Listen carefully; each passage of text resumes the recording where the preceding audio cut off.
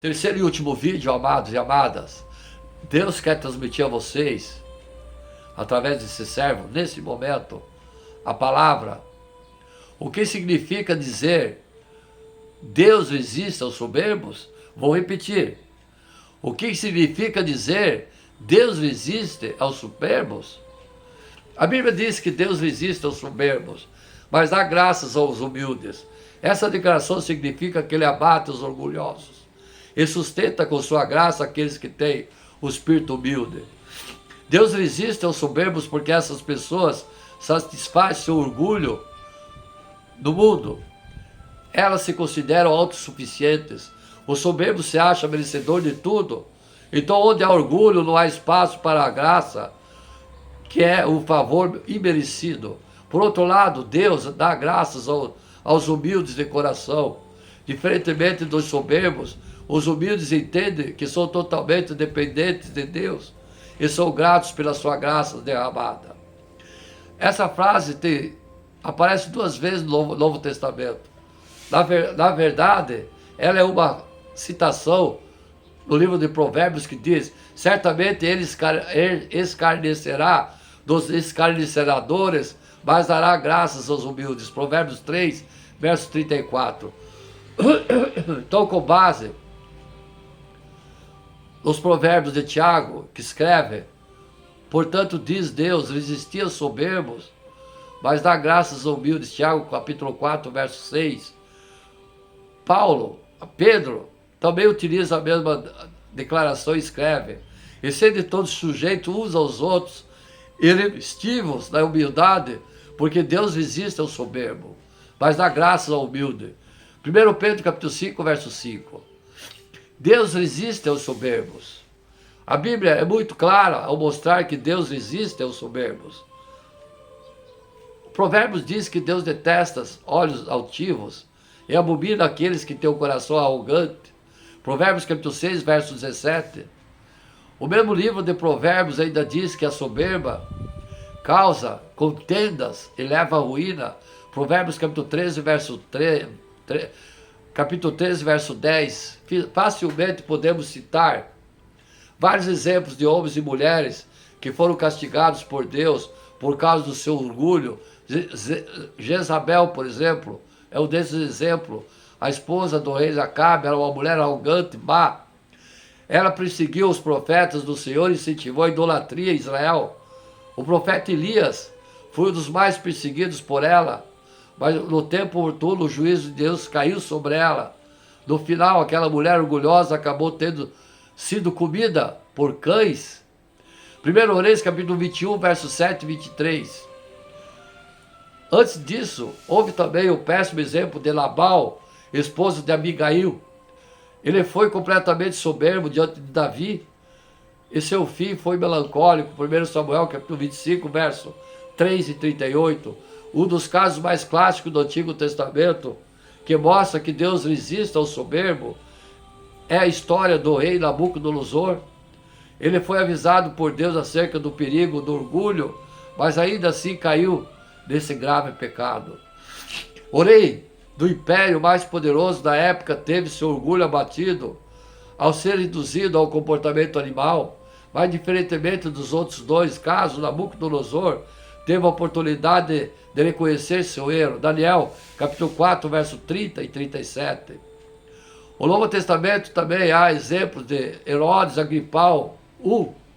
Ele foi dominado pela soberba, orgulho, tentou se apossar da glória que só pertence a Deus, então seu fim foi horroroso.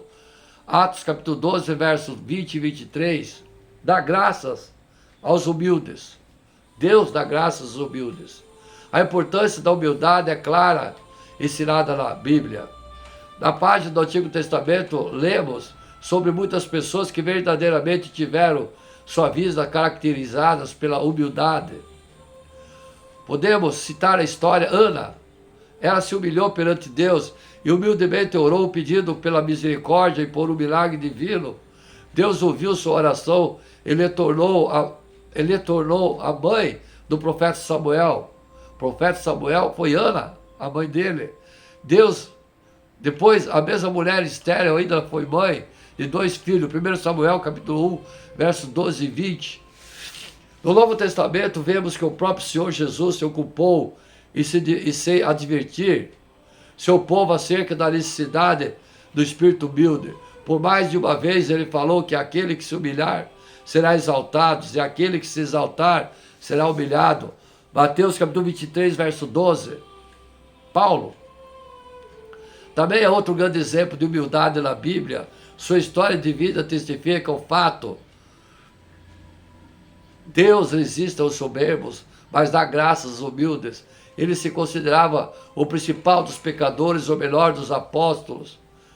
Ele reconhecia que a graça de Deus era seu grande sustento. 1 Coríntios capítulo 15, versos 9 e 10. Paulo viveu experiências extraordinárias. Ele foi o maior escritor do livro da Bíblia. E pode ser considerado o maior líder do cristianismo naquela época. Mas Deus o preservou da soberba, inclusive ele deu o espírito da carne, o espinho da carne. Paulo provou na prática a veracidade do ensino bíblico, de que Deus dá graças aos humildes. Ele escutou do Senhor: a minha graça te basta. 2 Coríntios capítulo 12, verso 9, sabendo que Deus resiste aos soberbos, mas dá graças aos humildes. O cristão deve seguir o orgulho de Pedro, ele vestir-se com as vestes de humildade. 1 Pedro capítulo 5, verso 5. Sim, amados e amadas, eu vou citar aqui alguns exemplos da Bíblia, alguns exemplos de humildade. Já falei de alguns, mas eu vou citar os principais. Que a Bíblia ensina que a humildade pode restaurar em bênção, restauração, salvação e desempenho de um papel significativo no plano de Deus. A palavra de Deus nos mostra grande exemplo de pessoas que agiram com humildade, sendo honrados por Deus. Jesus Cristo. Jesus é o supremo exemplo de humildade na Bíblia. Ele, sendo Deus, esvaziou-se a si mesmo e tomou forma de servo, aceitando a humanidade. Na Bíblia, um notável exemplo de humildade de Jesus ocorreu quando ele lavou os pés dos seus apóstolos, não dos discípulos, dos apóstolos. Ao realizar essa ação, ao aceitar ser crucificado, ele demonstrou de maneira prática o valor da humildade. Vocês me chamam de mestre, já falei lá em cima. E Senhor, e com razão, pois eu sou. Pois bem, eu, sendo mestre e Senhor de vocês, lavei seus pés. Vocês também devem lavar os pés uns dos outros. E dê exemplos para que vocês façam como eu lhe fiz. João, capítulo 13, verso 13 e 15. Moisés é descrito como um homem. Eu já citei lá em cima também de Moisés. Mas vamos repetir. É descrito como um homem de muita humildade sobre a terra. Sua humildade perante Deus o tornou líder excepcional. O exemplo de humildade de Moisés, como eu disse, está registrado em livro do Êxodo. Falei lá em cima que ele preferia que não fosse chamado filho da princesa por querer ficar junto aos judeus. Quando Deus apareceu a Moisés na sarça ardente, chamando para liderar os judeus para fora do Egito, Moisés inicialmente hesitou e sentiu-se inadequado para a tarefa. Vá, pois, agora, eu o envio para Faraó do Egito, o meu povo, os israelitas. Moisés, porém, respondeu a Deus: quem sou eu para apresentar-me a Faraó e tirar os israelitas de Egito? Deus afirmou: eu estarei com você. Êxodo capítulo 3, versos 10 e 12. José, o carpinteiro, pai de Jesus, exibiu humildemente aceitar Maria, grávida como sua esposa, apesar das dúvidas iniciais. Abalado com a notícia da gravidez e sem saber da revelação, José não quis expor Maria à vergonha. Foi assim o nascimento de Yoshua Mashiach. Maria, sua mãe, estava prometida em casamento a José, mas antes de se unirem, achou-se grávida pelo Espírito Santo. Por ser José, seu marido, um homem justo, e não querendo expor a desonra pública, pretendia anular o casamento secretamente. Mateus capítulo 1, verso 18 e 19. O gesto reflete, amados e amadas, uma atitude de humildade e consideração pelos sentimentos de Maria, em vez de buscar uma solução pública que podia prejudicá-la. Mais tarde, quando o anjo apareceu a José e o sonho explica a situação, José aceita a vontade de Deus e assume a responsabilidade de ser pai de Jesus, pai adotivo de Jesus. Maria, mãe de Jesus, o exemplo notável de humildade de Maria, mãe de Jesus, é encontrado no anúncio de Jesus Cristo, no nascimento. Quando o anjo Gabriel apareceu a Maria para informar que ela conceberá e dará à luz ao Filho de Deus, Maria responde com humildade e submissão. Respondeu assim: sou serva do Senhor, que aconteça comigo conforme a tua palavra. Então o anjo a deixou. Lucas capítulo 1, verso 38. José do Egito. José era um notável exemplo de humildade na Bíblia. Apesar das injustiças que sofreu, ele permaneceu fiel a Deus. Sua humildade foi evidente quando, estando no Egito como escravo e mais tarde como governador, ele perdoou seus irmãos por tê-lo vendido como escravo. Chegue mais perto, disse José a seus irmãos. Vem mais perto. Quando eles se aproximaram, disse-lhe: eu sou José, seu irmão, aqueles que vocês venderam no Egito. Agora, não se aflijam, nem se recrimem por terem me vendido para cá, pois foi para salvar a vida que Deus me enviou adiante de vocês. Gênesis capítulo 45, verso 4 e 5.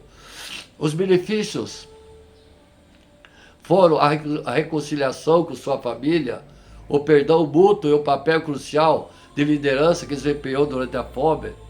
Abigail é o exemplo de humildade na Bíblia. Quando seu marido Nabal recusou ajudar Davi, ela interveio humildemente, levando presentes a Davi.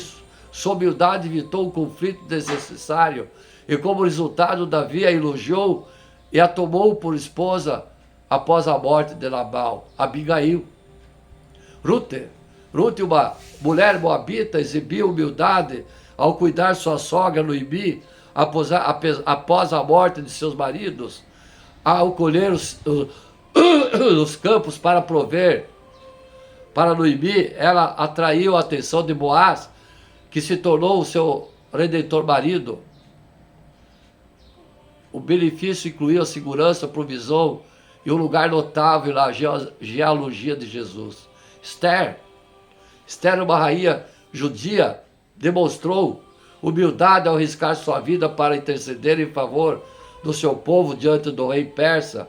Sua coragem humilde resultou na salvação dos judeus da aniquilação. Os benefícios foram a preservação de sua identidade como povo escolhido e a influência positiva de Esther na história deles. Pedro.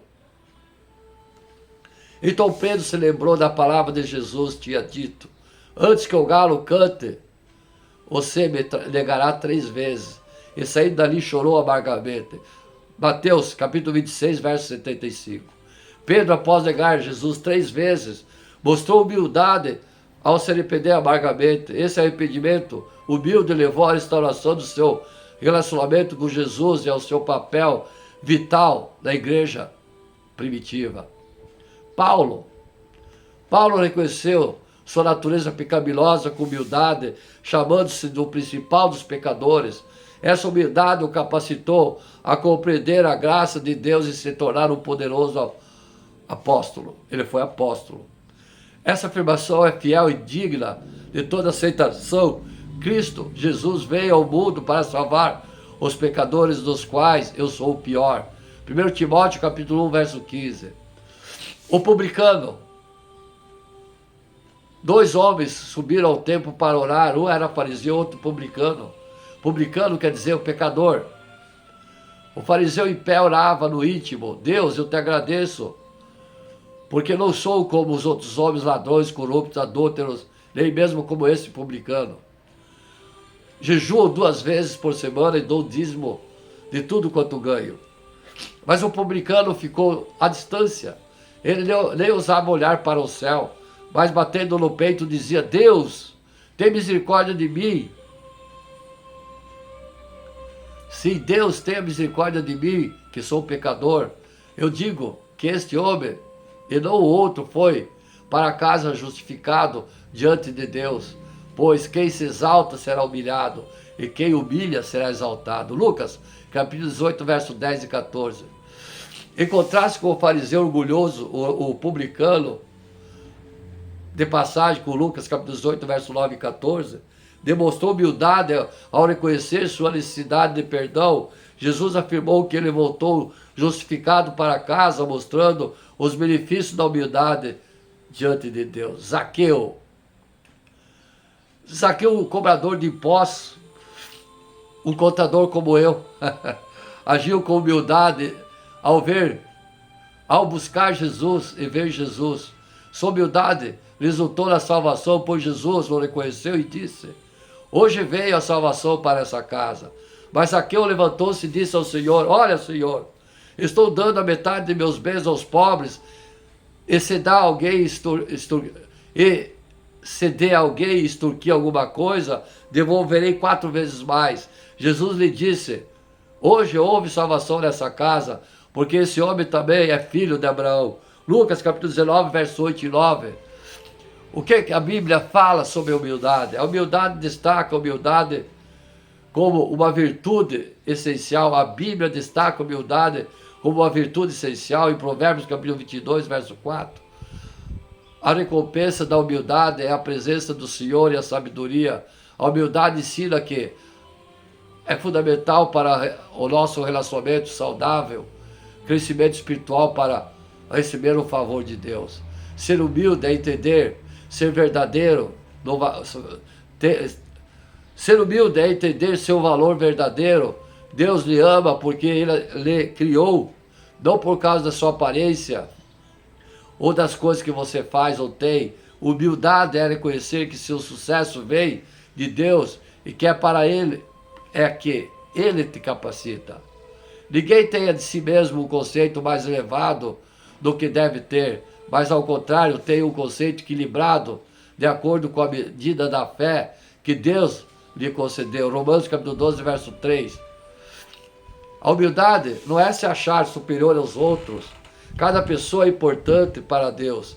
Ser humilde é reconhecer o valor de cada pessoa e não ter vergonha de se associar com pessoas de realidades diferentes.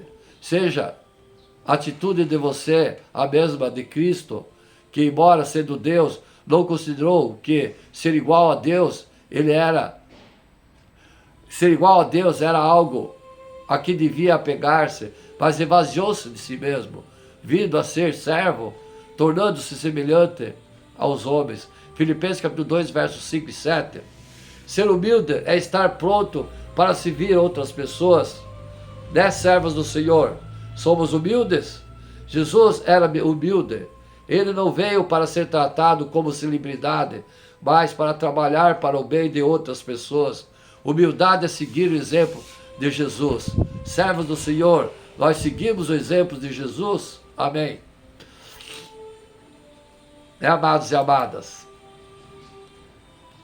eu vou citar aqui alguns versículos sobre humildade. O temor do Senhor ensina a sabedoria, e a humildade antecede a honra. Provérbios capítulo 15, verso 33. Veja se vocês se enquadram em algum desses versículos. Bem-aventurados os humildes, pois eles receberão a terra por herança. Mateus capítulo 5, verso 5. Não faço por ambição egoísta ou por vaidade, mas humildemente considere os outros superiores a você mesmo. Filipenses capítulo 2, verso 3.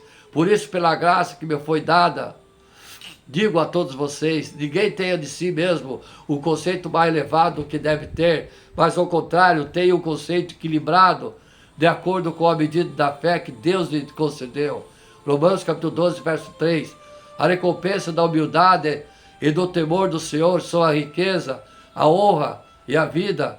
Provérbios capítulo 22, verso 4. E disse: eu asseguro que não ser que vocês se convertam e se tornem como crianças, jamais entrarão no reino dos céus. Portanto, quem se faz humilde como essa criança, esse é o maior do reino dos céus. Mateus capítulo 18, verso 3 e 4. Sejam completamente humildes e dóceis e sejam pacientes, suportando uns aos outros com amor. Efésios capítulo 4, verso 2.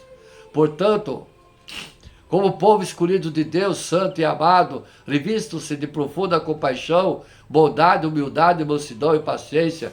Colossenses capítulo 3, verso 12. Tenham uma mesma atitude uns para com os outros. Não sejam orgulhosos, mas estejam dispostos a associar-se a pessoas de posição inferior. Não sejam sábios aos seus próprios olhos. Romanos capítulo 12, verso 16. O orgulho do homem o humilha, mas o de espírito humilde obtém honra. Provérbios capítulo 29, verso 23. Portanto, humilhe-se debaixo da poderosa mão de Deus, para que Ele os exalte no tempo devido. 1 Pedro capítulo 5, verso 6. Pois todo que se exalta será humilhado, e o que se humilha será exaltado. Lucas capítulo 14, verso 11.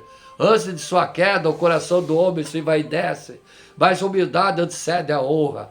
Provérbios capítulo 18, verso 12. Não permito que ninguém tenha o prazer numa falsa humildade e na adoração de anjos, onde lhe peça de alcançar o prêmio. Tal pessoa conta detalhadamente suas visões e sua mente carnal se torna orgulhosa. Colossenses capítulo 2, verso 18. Melhor é ter o espírito humilde entre os oprimidos do que partilhar despojos com os orgulhosos. Provérbios capítulo 16, verso 19. Busque o Senhor, todos vocês, os humildes da terra, vocês que fazem o que Ele ordena. Busque a justiça, busque a humildade. Talvez vocês tenham abrigo no dia da ira do Senhor. Sofonias capítulo 2, verso 3. Quem é sábio e tem entendimento entre vocês, que o demonstre por ser bom procedimento mediante obras praticadas com humildade que provém de sabedoria. Tiago capítulo 3, verso 13. Pois assim diz o alto e sublime, que vive para sempre, cujo nome é santo. Hábito no lugar alto e santo, mas hábito também com contrito e humilde de espírito, para dar novo ânimo ao espírito de humilde, ao novo alento do coração contrito. Isaías capítulo 57, verso 15. Ouviram, amados e amadas, alguns versículos de humildade da Bíblia. Amém? Então, amados e amadas, nós temos que ter fé, seguir a Cristo. Um dos mandamentos mais significativos da fé cristã é amar ao próximo. Como já é o segundo mandamento de Yoshua Mashiach, amai-vos uns aos outros como eu vos amei, o amai ao próximo como a ti mesmo. Esse preceito, profundamente enraizado na Bíblia, chama-nos a refletir a bondade e a compaixão de Deus em nossos relacionamentos com outros. Jesus Cristo destacou esse mandamento como fundamental para a vida cristã, mostrando que o amor ao próximo é inseparável do amor de Deus. Em Mateus capítulo 22, verso 39, Jesus afirma: e segundo, semelhante a este é, amarás o teu próximo como a ti mesmo. Esse mandamento segue imediatamente após o maior mandamento de amar a Deus, que é o primeiro, amar a Deus sobre todas as coisas, indicando que o nosso amor pelo próximo é uma expressão natural do amor divino em nossas vidas. Amar o próximo é demonstrar o mesmo cuidado, respeito e compaixão que temos por nós mesmos, né, servas do Senhor. O mandamento de amar o próximo é reiterado em várias passagens da Bíblia. Em Levítico capítulo 19, verso 18, diz: não te vingarás, nem te guardarás a ira contra os filhos do teu povo, mas amarás o teu próximo como a ti mesmo. Eu sou o Senhor. Esse versículo do Antigo Testamento subia a importância de agir com justiça e misericórdia, cultivando a paz, a harmonia entre os membros da comunidade. E que, no Novo Testamento, Jesus também apregou o segundo mandamento: ama o próximo como a ti mesmo. Jesus ampliou esse conceito ao contar a parábola do bom samaritano encontrado em Lucas, capítulo 10, verso 25 e 37.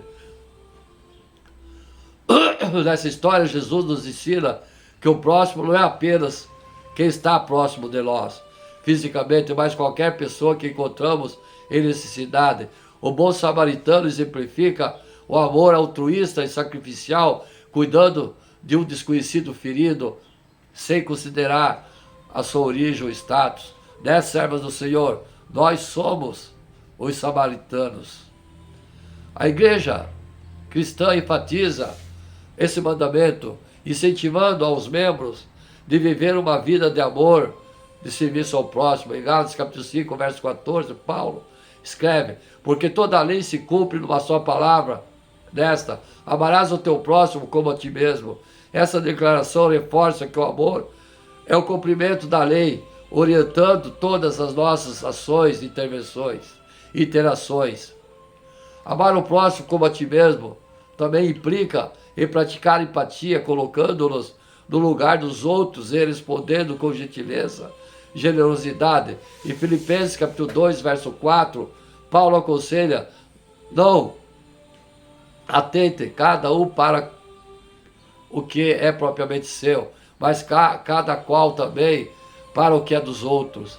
Essa instrução nos desafia a olhar além dos nossos próprios interesses, buscando o bem-estar e a fidelidade dos outros e a felicidade dos outros.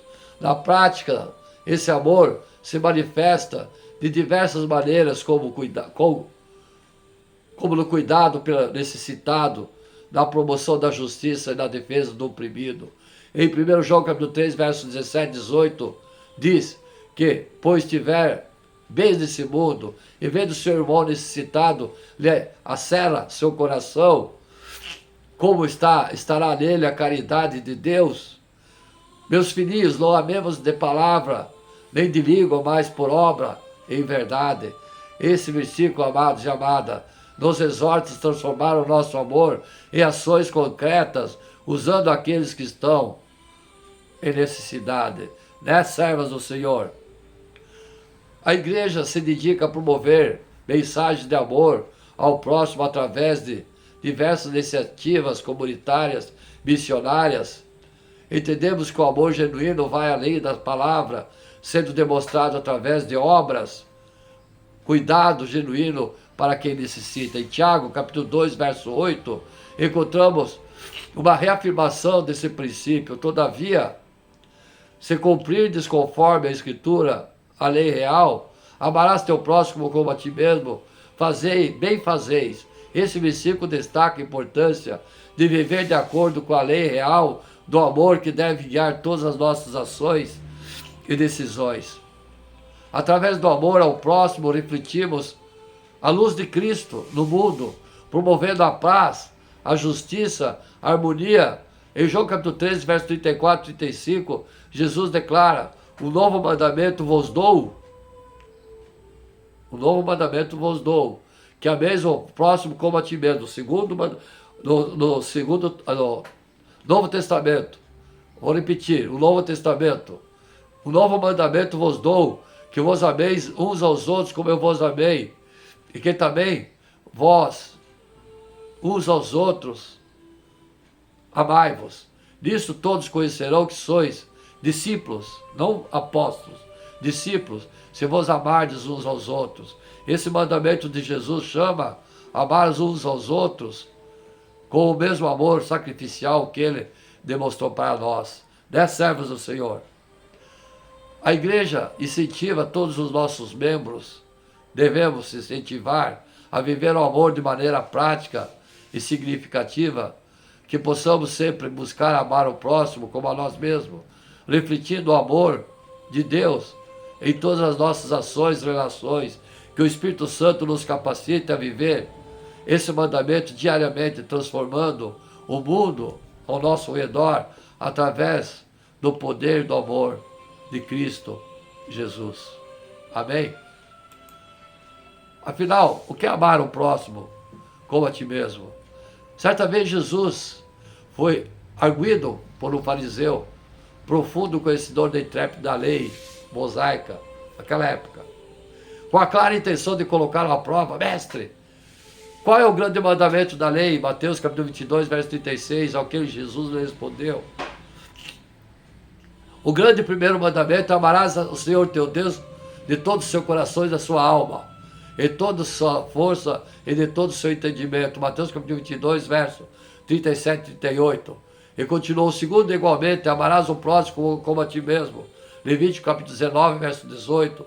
Jesus encerrou o questionamento afirmando que toda a lei, de todos os ensinamentos dos profetas se baseiam nesses 2 mandamentos. Dentre os 10 mandamentos dados por Deus a Moisés, atenção, amados e amadas, lembra que eu falei dos 2 mandamentos que Jesus deixou no Novo Testamento, certo? Certo. Os 10 mandamentos, sim, existiram para o povo judeu, o povo israelita, como queiram, dado por Deus a Moisés no Monte Horebe, quando remete a nossa relação com o próprio Deus. E 6 nos remete a nossa relação com o próximo. Mas o que significa amar o próximo como a nós mesmos?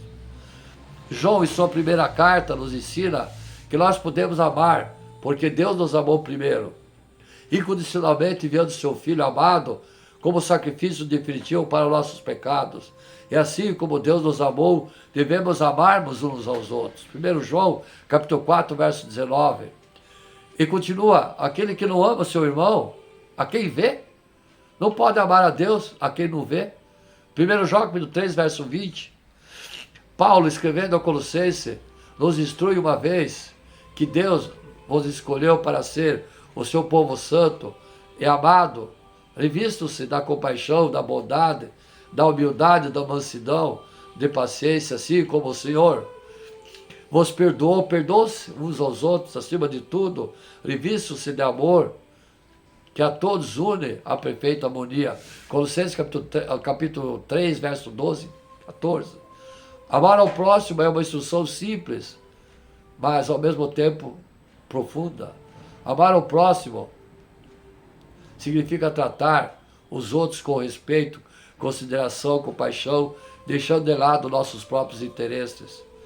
A essência do amor de Cristo é um convite para sermos menos egoístas e mais empáticos em nossas relações, seguindo o exemplo de Yeshua Mashiach, Jesus Cristo. Essa pregação, né, amados e amadas, falamos muito sobre amor, sobre a ajuda do próximo, a humildade. Na Bíblia, a gratidão é a qualidade de reconhecer e valorizar as dádivas recebidas. Falar sobre gratidão, breve relato. A vida e a saúde da família, os talentos, as capacidades, os amigos, a fé, enfim, tudo que somos e temos nos foi dado. A palavra de Deus nos incentiva a sermos agradecidos. Sejam gratos a todas as circunstâncias, pois essa é a vontade de Deus para vocês em Cristo Jesus. 1 Tessalonicenses, capítulo 5, verso 18. A gratidão por aquilo que temos recebido é fundamental para estabelecer a relação autêntica com Deus e uma convivência harmoniosa com as pessoas à nossa volta. Por isso é tão importante que a pessoa agradecida manifeste sua gratidão por meio de palavras ou ações. Né, servos do Senhor? Quando eu peço a vocês para agradecerem através de texto, através de ações e palavras, o reconhecimento e a valorização pelos benefícios recebidos por Deus aparece em inúmeros contextos da Bíblia. A confissão, o louvor, a adoração são algumas dessas manifestações expressas a gratidão a Deus. No Antigo Testamento, o termo hebraico Todá, que significa ação, graças, tem 30 ocorrências. Outro relacionamento é Yadá, que significa agradecer, dar graças ou confessar a capacidade 110 vezes no Velho Testamento. Quando vocês oferecem em sacrifício de gratidão ao Senhor, ofereçam-no de maneira que seja aceito em favor de vocês. Levítico capítulo 22, verso 29. Era comum naquele tempo as pessoas celebrarem festas a Deus e oferecerem ofertas, gratidões, reconhecendo todas as bênçãos concedidas por Ele. O louvor também No templo é expresso o agradecimento através de cânticos e salmos. Senhor, quero dar-te graça de todo o coração e falar de todas as tuas maravilhas. Salmos capítulo 9, verso 1. No Novo Testamento, dois termos gregos são os mais usados para transmitir a ideia de gratidão. Eugerastiel e Eucaristel. O primeiro, Eucaristel, verbo, significa ser grato, agradecer, render graça. Esse verbo aparece 38 versículos. Antes de tudo, sou grato ao meu Deus, mediante Jesus Cristo, por todos vocês, porque em todo o mundo está sendo anunciada a fé que vocês têm. Romanos capítulo 1, verso 8. Eucaristial, substantivo, gratidão, reconhecimento e agradecimentos, ação de graça, prece e agradecimento, é o substantivo que aparece 15 vezes no Novo Testamento. O serviço ministerial que vocês estão realizando, servos do Senhor, não está apenas suprindo a necessidade daqueles que precisam, mas também transbordando em muitas expressões de gratidão a Deus por tudo que nos dá. Exemplos de gratidão na Bíblia, eu já dei a vocês outros exemplos anteriores. Os 10 leprosos são curados. Um dos grandes exemplos da Bíblia é bem conhecido, a cura dos 10 leprosos. Enquanto Jesus Cristo estava indo para Jerusalém, 10 leprosos com doenças de pele aproximaram-se de Jesus e pediram que os curasse. Após mandar que eles fossem se apresentar no templo, os 10 foram curados no meio do caminho, porém, somente um deles, um samaritano, voltou para agradecer a Jesus. Um deles, quando viu que estava curado, voltou louvando a Deus em alta voz, prostrou-se aos pés de Jesus e lhe agradeceu. Esse era samaritano. Jesus perguntou: não foram purificados todos os 10? Então, onde estão os outros 9? Não achou nenhum que voltasse e desse louvor a Deus, a não ser esse, um estrangeiro. Lucas capítulo 17, verso 15 e 18. Só esse homem, de todos os 10 curados, foi grato a Deus. A despeito de ser estrangeiro de Samaria, os samaritanos eram mal vistos pelos judeus daquele tempo. Aquele homem voltou com o coração alegre e conhecido do que Jesus fez por ele. Quando Deus age nas nossas vidas, devemos louvá-lo em alta voz, né, servos do Senhor? O endemoniado gadareno, nesse episódio, apenas após Jesus ter cruzado o mar da Galileia, ele e seus discípulos pararam na região dos Gadarenos, Gadara. Lá vivia um homem endemoniado que atormentava os que ali viviam, que era muito forte, a ponto de ninguém conseguir dominá-lo. Quando Jesus encontrou esse homem, libertou da legião de demônios. Legião de demônios são 6.722 demônios, uma legião. Quando esse homem se viu livre dos espíritos, ficou completamente grato a Jesus. Sua primeira atitude de gratidão foi tentar se tornar um seguidor de Jesus, mas Cristo lhe disse que deveria anunciar aos seus o que Deus fez a ele. Quando Jesus estava entrando no barco, o homem que estivera endemoniado suplicava-lhe que o deixasse ir com ele. Jesus não o permitiu, mas disse: vá para casa, para a sua família, e anuncia-lhe o quanto o Senhor fez por você e como teve misericórdia de você. Então aquele homem se foi e começou a anunciar em Decápolis o quanto Jesus tinha feito por ele. Todos ficaram admirados. Marcos capítulo 5, verso 18 e 20. Sua gratidão a Deus deve te levar a anunciar o que Jesus fez por você. O cego Bartimeu, indo Jesus até Jericó com seus discípulos, um homem cego chamado Bartimeu estava à beira do caminho. Quando soube que era Jesus que estava passando por lá, gritou até chamar a atenção do Filho de Deus, e Jesus o curou.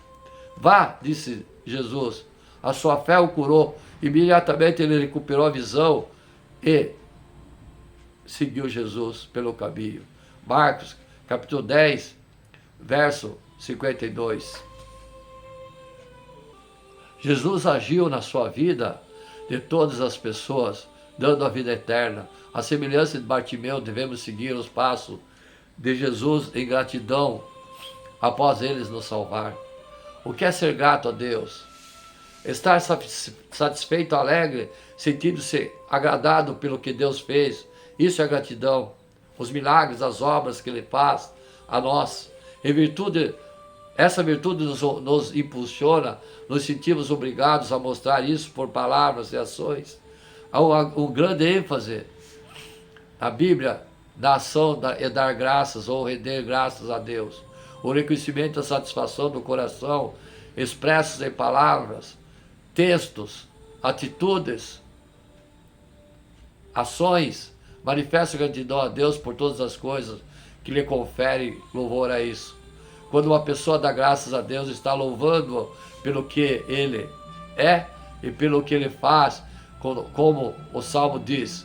Como é bom render graças ao Senhor, cantar louvores ao Teu nome, ó Altíssimo, anunciar de manhã o Teu amor leal e de toda a noite a Tua fidelidade. Salmos 92, verso 1 e 2. Ser grato a Deus é identificar, declarar que Ele é soberano e bondoso. Ele tem poder sobre nossas vidas. A gratidão a Deus é mais merecida porque Ele é, em toda a sua bondade, entregou seu Filho Jesus Cristo para morrer no lugar dos pecadores, dando acesso à vida eterna. Além da dádiva, da maravilha, devemos ser gratos pelas ações de Deus no nosso dia a dia, por Ele ter sido grato, embelezar as servas do Senhor, que nem sequer lembraram de agradecer através de textos, ações enviadas a eles. Devemos ser gratos a Ele por nós e pelas pessoas que amamos, tal como Paulo, que estava grato a Deus pelo crescimento da igreja tessalonicense. Como podemos ser suficientes gratos a Deus por vocês, por toda a alegria que temos diante dele por causa de vocês. 1 Tessalonicenses capítulo 3, verso 9, obra citada.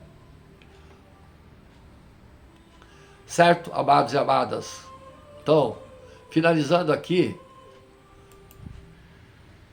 essa pregação, espero que eu tenha transmitido os anseios do Espírito Santo e ele tenha transmitido a vocês a palavra que venha somar nas suas vidas, que venha engrandecer nas suas ações, na sua gratidão, na sua fé. E nesse momento eu me despeço com o ósculo santo a todos os fiéis da palavra, os amados e amadas, nesse momento que estão ouvindo a palavra do Senhor, e aqueles que peçam o perdão dos seus pecados, estão moribundos, estão doentes, com doenças malignas, estão em estado de coma, e pede a Deus o sangue de Jesus que lave seu corpo, sua alma e seu espírito e tome posse da cura nesse momento pela fé. E aceite Jesus, que Ele nasceu, morreu na cruz e subiu ao céu e está sentado à destra do Pai. Tome posse da cura pela unção que é me dada pelo Divino Espírito Santo de Deus nessa palavra, nesse momento. Me despeço, glória a Deus nas alturas, paz na terra aos homens de boa vontade. Glória ao Pai, glória ao Filho, glória ao Espírito Santo de Deus. Amém.